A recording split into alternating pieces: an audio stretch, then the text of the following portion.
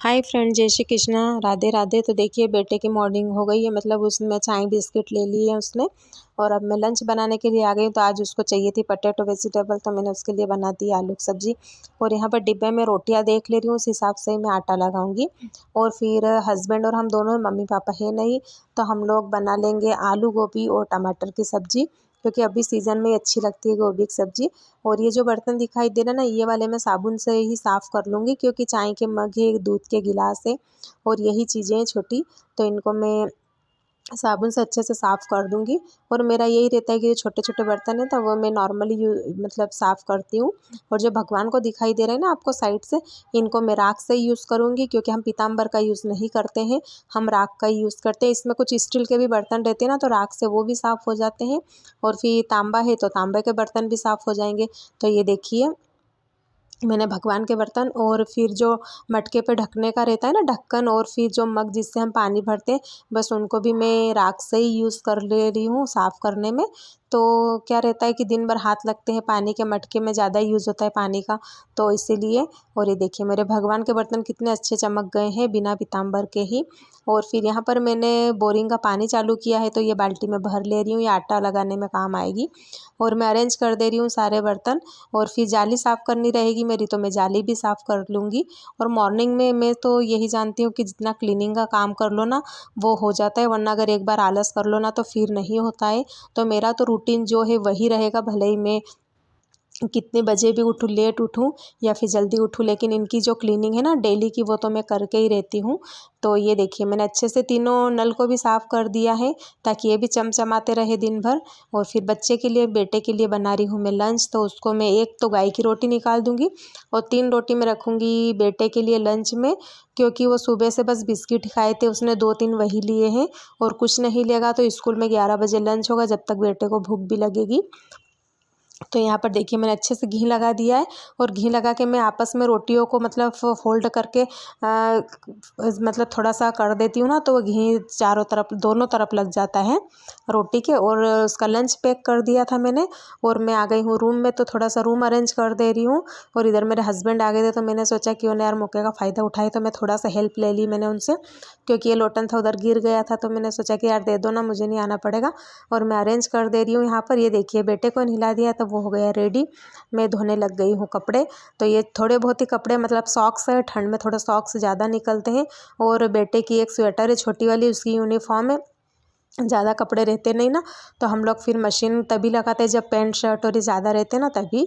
तो यहाँ मैं कपड़े भी धो रही हूँ। और फिर उसका जो टॉवेल है ना, तो वो बोल रहा था कि आज तो मेरा टॉवेल धोना ही, तो मुझे धोना पड़ा उसका टॉवेल, वरना मशीन में ही धुल जाता आराम से।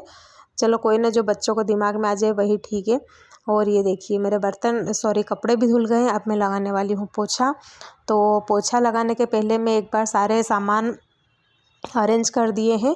और ये मैं पोछा भी लगाने लग गई हूँ। और बेटा स्कूल चले गया था, मतलब 8:45 पर उसकी बस आ जाती है, तो वो चले जाता है। उसके बाद में मुझे पोछा लगाना, नहाना, मतलब अपने जो काम रहते हैं ना डेली के, वो मैं करती रहती हूँ। लेकिन सुबह जब वो नहीं जाता ना, जब तक तो उसका लंच बनाओ, उसको नहलाओ, रेडी करो, कुछ खाने का दो, उसी के काम में मुझे हो जाते 8:30 बज जाती है। क्योंकि अभी छोटा है यार, उसको नहलाना भी पड़ता है।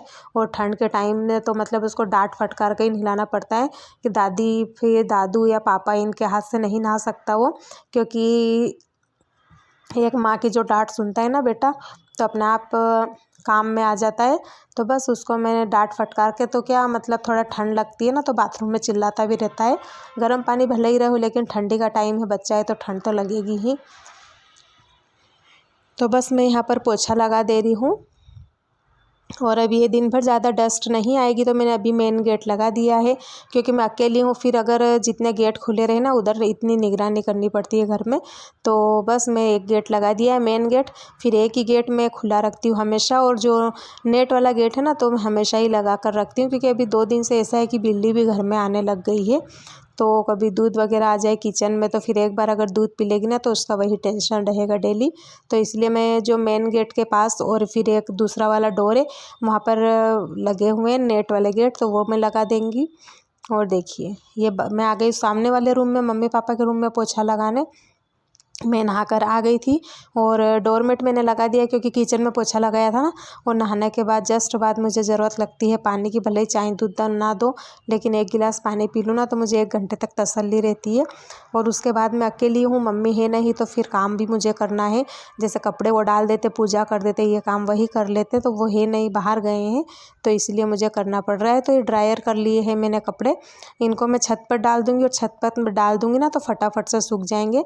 डालने में बालकनी में डाल सकती थी, लेकिन वो थोड़ा बहुत ठंडे रह जाते हैं, तो 4 बजे तक ऐसे ही रखे रहते हैं, इसलिए मैं फटाफट धूप लगा देती हूँ और उनको फोल्ड करके अरेंज कर देती हूँ। तो ये देखिए, और आप लोगों को आज मैं बताऊंगी, देखिए मैंने वॉशिंग मशीन का जो कवर बनाया था ना वो कितना प्रॉपर बना है मेरा, और इससे मेरी मशीन भी गंदी नहीं होती है। अब मैं कपड़े डालने आ गई और मुझे सबसे अच्छा प्लस पॉइंट लगा ना इस वाले झूमर का, कि इसमें सारे सॉक्स वगैरह सब आ जाते हैं ना, इधर उधर फैलते नहीं है सब और उड़ते भी नहीं है। और देखिए हमने लगाई है सब्जी छत पर, तो इसमें 3 गिलखियाँ लगी है अभी, और ये लगा दिए थे मटर। और ये मिर्च, आप लोगों को अगर कुछ आइडिया होगी इस मिर्ची में कौन सी बीमारी है तो मुझे प्लीज़ बताइएगा, क्योंकि इसमें अभी मिर्ची आना ही बंद हो गई है और हो गई थी भगवान जी की पूजा।